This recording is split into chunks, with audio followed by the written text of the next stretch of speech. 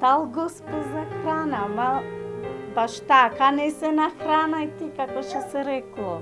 Никој од нас не е имун на болка, но оваа жена во себе наоѓа сила да се смее и радува на животот и покрај тоа што тој задава многу тешки удари. Балка Севтимовска го сака само најдоброто за своите 4 малолетни деца. Таа е самохрана мајка. Ова 5-члено семејство од Битола месецот го туркаат со 8600 денари. Најважно ми е децата да не се гладни и да се облечени, вели 35 годишната мајка. Пари не стигаат, поради тоа Балкас повремено работи како хигиеничарка. Ниту куќата во која живее под кирија не е во најдобра состојба. Под кирија сум тука, чека мене, си поддадев документи за стан да видиме како за сите што му се следува, така и за мене сакам, поради малолетни ми се децата, нема кај да одам јас. Ете, сакам да ми се помогне, како овде не се живее, влага има енегоцидо, вода е, значи не се живее, сакам да се средат.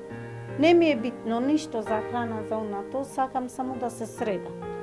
Да има и децата кај да живеат. Тоа ми е најбитно. Ова што го гледате не е мое, нивно е. Јас немам ништо, само еднијалишто од децата. Друго немам ништо јас. А споменатно влага и слично? Има, да. Енев купатило, значи не е за живење. Ене го цидот, ене, спули се ке видиш.